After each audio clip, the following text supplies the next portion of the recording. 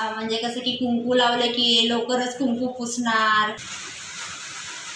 Hi hello नमस्ते, तुम्हाला सगळ्यांना मनापासून स्वागत आहे माझ्या ब्लॉगमध्ये. तुम्ही सगळे कसे बरे आहे ना? मी पण बरी आहे. आणि आज आहे रक्षाबंधन, त्याबद्दल तुम्हाला सगळ्यांना रक्षाबंधनचं खूप खूप शुभेच्छा. आणि आज रक्षाबंधन आम्ही कसं सेलिब्रेट करतो चला तुमच्याबरोबर शेअर करते. आता वाजले दुपारचं 2 वाजता. चला आता आरती वगैरे मी सगळं तयारी करून ठेवलेली आहे आणि मी तरी सिम्पलमध्येच आहे. आणि माझं रक्षाबंधनचं म्हणजे की माझं भाऊचं स्टोरी वगैरे मी तुम्हाला नंतर सांगते. आमचं काय आता माझं तर रक्षाबंधन नाही आहे, लेकिन माझं मुलं रक्षाबंधन म्हणजे की माझं मुली आहे ना ते रक्षाबंधन साजरे करणार आहे. चला मग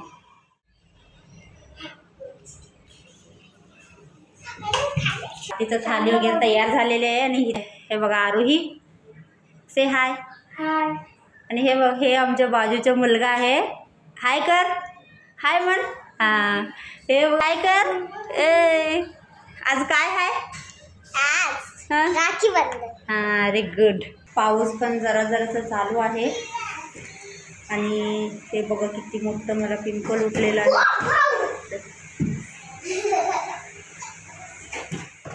थोडंसं असंच जरासं रंगोली काढते असं इथं बसायला. हे बघा एवढंसं सिंपलचं रंगोली काढलेली आहे. आणि आमच्याकडे ना पाऊस पण येतो आता थोडं थोडंसं.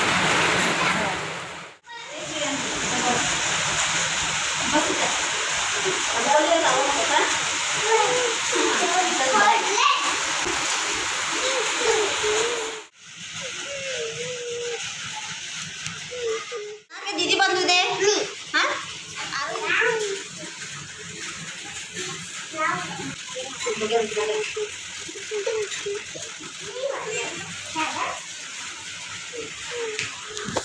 इकडं बघ गुडिया जरा. हां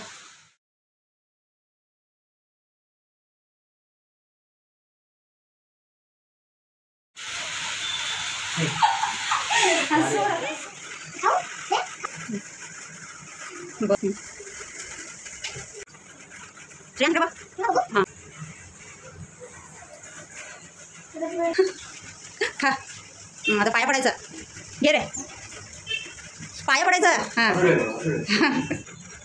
तिकडं बघूया. आरती कर.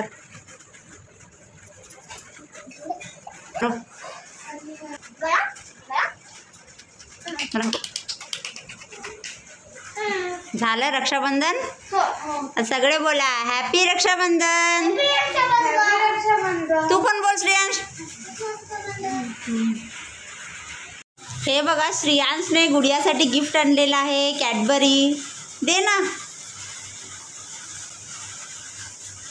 हे बघा एवढंच होतं आमचं सेलिब्रेशन. आरोही पण गुडियाला बांधली, गुडिया पण आरोहीला बांधली. माझं म्हणणं आहे की ते मुली पण रक्षाबंधन सेलिब्रेट करायला पाहिजे. आणि मी माझं स्वतःचं स्टोरी सांगू ना रक्षाबंधनाचं म्हणजे की लहानपणापासून म्हणजे की असं बघितलं तर काय एवढं चांगलं एवढं असं मुमेंटच नाही की रक्षाबंधनचं काहीतरी स्टोरी चांगलं आहे. म्हणजे कसं की माझा भाऊ म्हणजे की माझ्यापेक्षा मोठा आहे 2 वर्षाने. इंटरेस्ट नाही आहे मतलब की हे कशाला सेलिब्रेशन करायला पाहिजे. म्हणजे कसं की कुंकू लावलं की लवकरच कुंकू पुसणार. राखी बांधले की मग थोड्या वेळाने परत हे काय हातात हे बांधून फिरायचं, काढून टाकणार. आता एक एक असं पण असतात ना ते कुंकू एकदा लावलं ना ते उद्या सकाळीपर्यंत पण असंच ठेवून घेतात. आणि ते राखी तरी ना एक एक लोक तरी ना पूजेपर्यंत ते दोरी पूजेपर्यंत तसंच ठेवून घेतात. लेकिन माझा भाऊ तसं नाही आहे. म्हणजे की हे कशाला एवढं कशाला दाखवायला पाहिजे, हे करायचं ते करायचं. आणि मी असं बघितलं तर त्याला फक्त 12वीपर्यंत तेवढंच राखी बांधली असणार. त्याच्यानंतर तो एज्युकेशनसाठी बाहेर गेला. आणि तसं होऊन ना त्याच्यानंतर आमचं रक्षाबंधन कधी सेलिब्रेट झालंच नाही आहे. आणि जेव्हा लहानपणी होत होतं ना तेव्हा तसंच म्हणजे की फक्त भांडण म्हणजे हेच. मला तरी सगळं इंटरेस्ट होतं करायचं वगैरे. आणि मी असली आहे ना म्हणजे की थोडंसं इमोशनल. मला ना कोणी मला जरा सरप्राईज द्यायला आवडतं तसं. लेकिन माझ्या लाईफमध्ये मला कोणच भेटलेत नाही की माझ्यासाठी काही जरी सरप्राईज प्लॅन करा म्हणजे असं कोणच नाही भेटले. आणि अजून पण असं एकदा असं वाटतं की हां रक्षाबंधनला होतं की आता मी इमोशनल व्हायला लागले. असं म्हणते की असं की वाट बघते की असं हे होते की माझा भाऊ येऊन मला सरप्राईज द्यायला पाहिजे. मला माहीत आहे आतमधनं की तसं काय होणारच नाही म्हणून, लेकिन तरी पण ते हे होतं ना एक एकदा म्हणजे की थोडंसं उम्मीद बाकी हे असं म्हणून ते असं नाही. ते सरप्राईज थोडा ते म्हणजे की रक्षाबंधनसाठी पण फोन पण नाही. त्यावेळेस आता एक बहीण भाऊकडनं काय अपेक्षा करते, कायच नको, तुमचं थोडंसं फक्त वेळ आपल्यासाठी जरासं बोलायचं, नाहीतर आपल्याला भेटायला यायचं.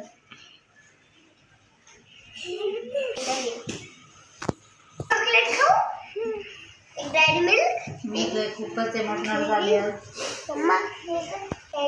रक्षाबंधन म्हणजे की रक्षाबंधनच नाही, ते भाऊ बीजला पण तसंच म्हणजे की काय इंटरेस्टच नाही आहे असं.